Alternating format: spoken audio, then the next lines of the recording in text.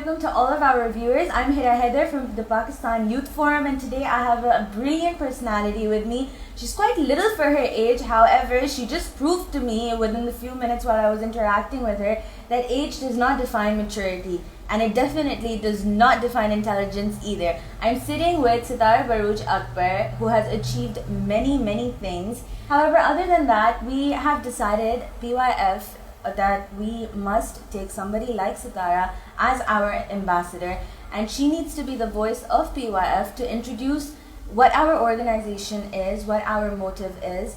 And other than that, she is an inspiration for all of the students out there, for all of the youth out there who are struggling with their educational lives, especially our Pakistani youth within the UAE. So Sitara, now tell me, what exactly motivated you to join PYF, and what exactly will be your role in our team? Well, I believe that a life that isn't lived serving humanity isn't one that is worth living, and every drop joins together to make a river. And we should try our best to help others when they are struggling in life, because that's what God rewards us for. So I want to help other people who are living here. I want to serve humanity. I want to make my share and do something good. You know, just God rewards you for the good things that you do for others. So I want to help the students here. I want to help serve humanity. I want to do everything that I can. And I'll be serving as the youth ambassador, and I'll be the voice for PYF. Other than that, I'm also planning on helping in developing workshops for education. I'm going to help in reading comprehension, anything that I can. Like, every child is gifted. Some of us just open our packages earlier than others. So I want to help the other children discover their packages and open them so that they don't have to wait to realize that they're really special.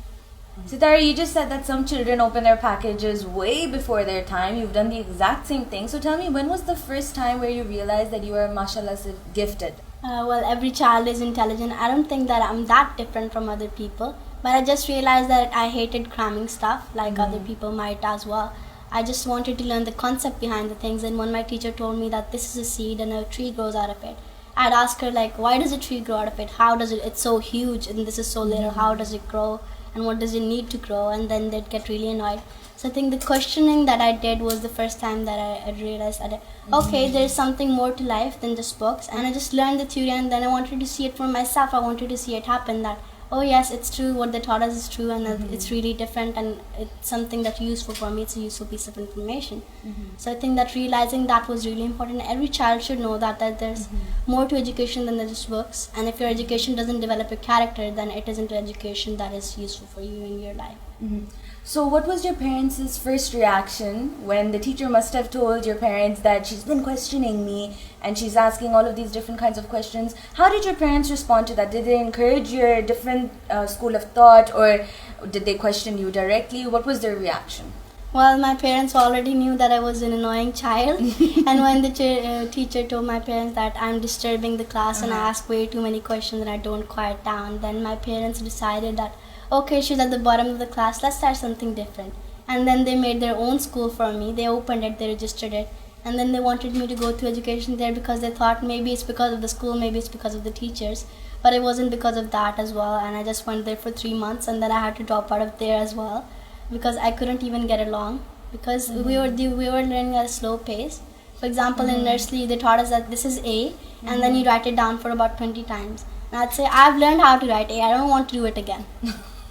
Teach me something new. Like, you start learning, because we don't know how to talk when we're born. We are taught that stuff. So that age, up till the age of 10, 11, it's really important. Then everything that you learn stays with you for your life. So I think my parents realized that, okay, let's teach her something new. And then my mom helped me prepare for my IGCSEs, and that was the first time at age 9 when I gave it. You jumped a very big bridge. But one question which I really wanted to ask you, and I'm sure everybody else out there would want to know as well, that as a student, what were the techniques that you adopted? Because every individual has different techniques of studying. For example, some people do the complete memorization, word for word. Some people just, have bullet points and they memorize that. So what was your technique? There's another thing which we were talking offset right now about photographic memory. So just tell me, what was your learning technique?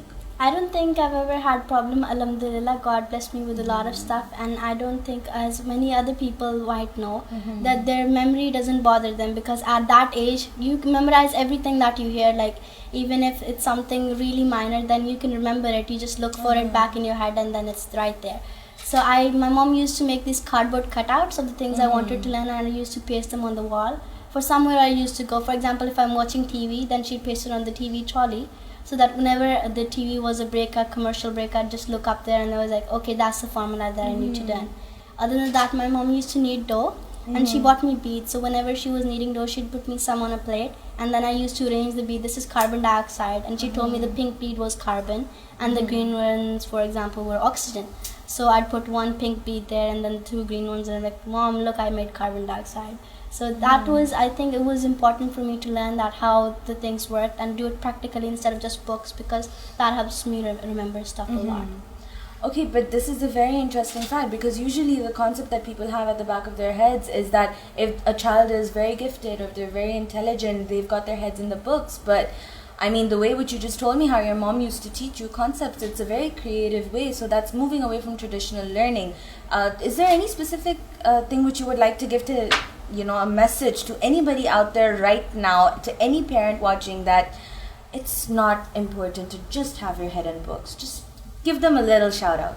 Well, I think that if your child is having trouble, like if there's something that they aren't learning, so instead of telling them that you have to go for, like I've seen that most parents have decided for their children what they want to do. They don't let their children decide. They tell them, oh, if it's a girl, she's going to be a doctor. If it's a boy, he's going to be an engineer. Let them decide their dreams. And my parents told me that there's just one thing we want you to do, and that is dream, dream, and dream big. And if your dreams aren't scaring you at that time and you don't think that you're achieving them, then they aren't big enough. And I failed to get an admission soon enough because of my age. And my mom told me that if you don't fail 90% of the time, then you aren't aiming big enough. So we're happy with what you're doing right now. So I want the parents to think that if their child isn't succeeding in what they think, then let him choose for himself. Let him decide what he wants to do in life, and then support him throughout, because parent support is really, really important in anyone's life. Okay, Sitara, one more question which was really, really bothering me at the back of my head was that she's just a 15-year-old. How does she interact with kids her own age? Because we all know that 15-year-olds, they're still children. So your friends or your siblings, how do you interact with them? Do you feel sometimes lonely that you're not able to make them understand what you're saying, or they don't understand what you're saying? How does the communication work? It works like any other communication does. It's not always about books. I'm not just going to go out there and blare facts about science. I'm going to talk about normal things, and I've never had trouble like that communicating with them. And other than that, most of my friends or most of the people I interact with are older than my age beside my siblings. So it's all okay. It's all normal. I've always been like, my mom told me that you're a 30-year-old since the age of 9. So I don't think I've had trouble. Okay, every student or every child, we always get frustrated while we're studying. Now, what is one tactic that you use to clear your mind or freshen up your head when you're really frustrated, when you're sick of the concepts that I can't memorize this, it's just too much? So how do you soothe yourself? Don't do something that you don't want to do. Take a break, and then just like if one day I'm feeling like really bothered, and I'm like, okay, I've worked this much, and then I can take a break. I'd take a break, I'd clear my head, I'd do something that I really like instead, and then I'd come back to it, and then I had a fresh mind, and then it was easy for me to go through it again. Okay, so we know the studio Sitara, and how you just said that you, after your books, you go and you do something which you like. So what does Sitara like doing? What does she do for fun? Well, I like badminton, I like watching football, and then I like playing with my younger siblings. They play hide and seek with us, play tag. So it's just, I like a normal kid. I cook, so I learn something new. For example, if my mom's in the kitchen, I want to learn something new, and I just go with her. Other than that, I like reading novels. I do a lot of stuff. I like public speaking. So if I have something to do with that, I do that as well. I like debates. I like a lot of stuff. There is a long list that could go on forever. Okay, so can you tell me, Sitara, what is the importance of public speaking in your opinion? Because you've been speaking, mashallah say, to vast amounts of people, to the media and to different kinds of people. And why do you think that is one quality which every youngster should really work towards? I think that leaders aren't born, leaders are created, and a real leader isn't one who just needs more followers or create more followers. A real leader is one who creates more leaders. And you never know when one word of motivation that you've uttered or something you like, this is an encouraging part, like, you've done so well, good work, that's amazing what you've done. And I think that can, maybe you don't know, it might have changed someone's life, and they're like, oh yeah, there was something little that I did, and I can do better stuff, I can do bigger stuff, and someone will be proud of me. So I want to encourage other people. I want them to know that they can do something as well, and they can dream big, and it's okay not to achieve them in the first try. If you like aim big and fall short, you still achieve more than aiming little. Okay, mashallah, you've said such amazing things, but one personal question, I hope you don't mind it, that what is your relationship with Allah? Allah has blessed you with so many things, with a beautiful family who support you so much, with such a great mind, with so much of respect at just the age of 15. What is your relationship with Allah?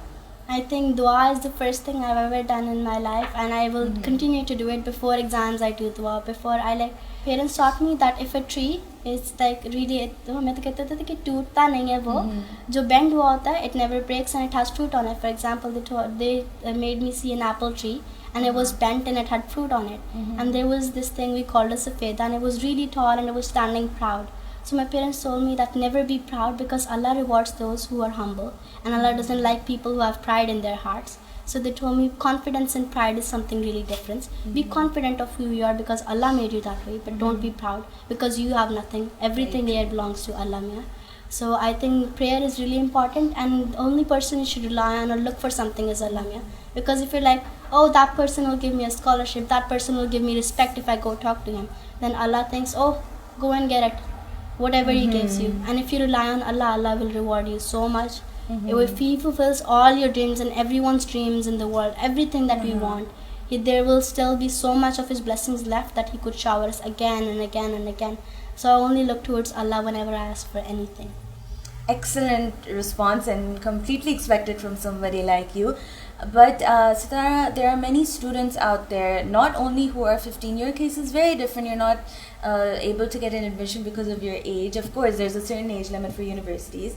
But there are also other students out there who financially are not able, or who have problems such as they haven't been facilitated with really good schools or a really good background, and they can't apply for excellent universities. What would you like to say to such students who are going through such a struggle, which is quite frustrating? And after a point when the whole world is saying no to you, how are these students supposed to react? What are they supposed to do?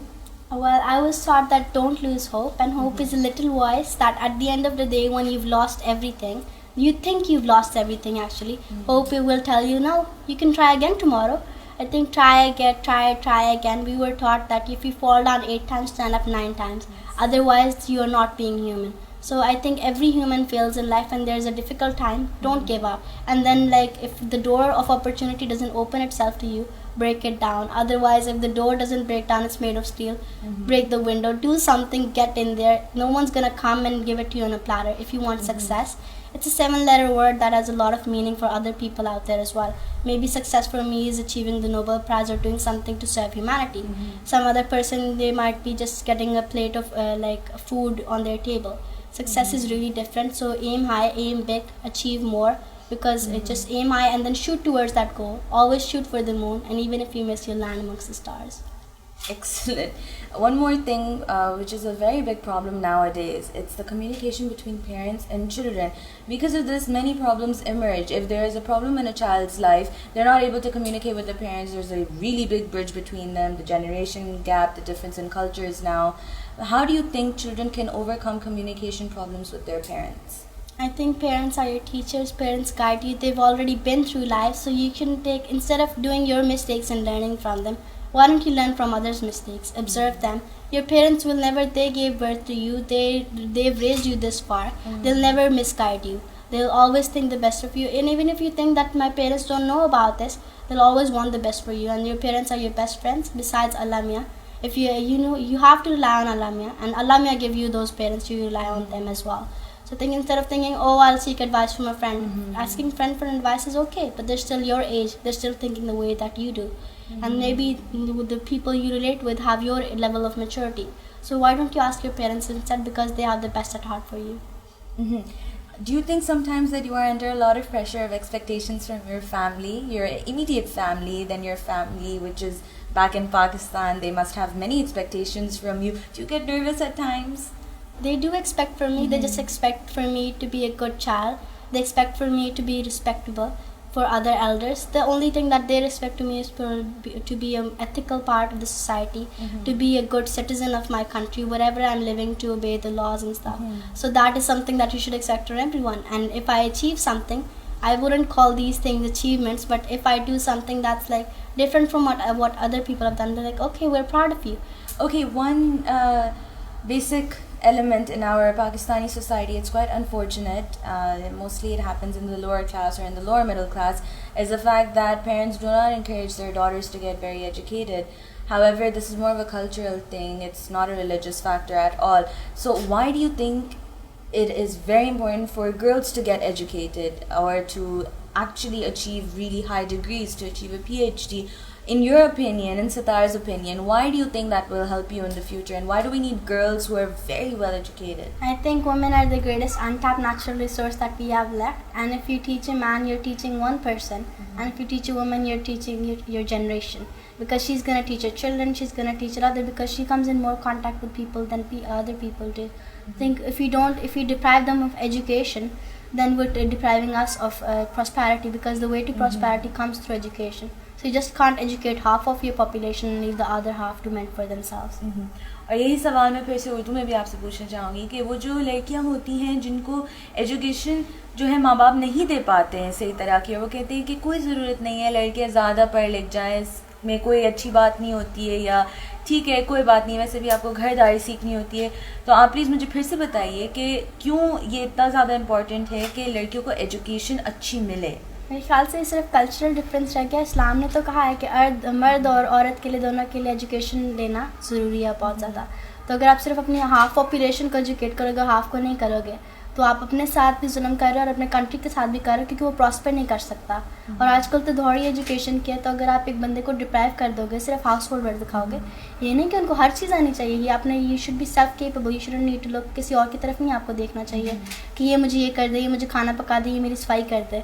आपको हर चीज़ खुद आनी चाहिए, लेकिन आप उनको एक चीज़ सिखा के दूसरी चीज़ से डिप्राइव मत करें. Okay, Sitara, what message would you like to give all of our viewers out there who are watching you and who now know that you are PYF's newest, youngest ambassador? Well, I'd like them to know that we live our life in chains, but we never realize that we have the key to them ourselves. And I want you to know that disappointment isn't everything. If you fail, failure is just a stepping stone towards success. Don't give up, work hard, and you will achieve your dream, inshallah. I would like to personally thank Sitara, who really does shine as bright as her name, just like a star, and it's an honor to have her on our PYF team as the ambassador. Thank you very much, Sitara, for your time.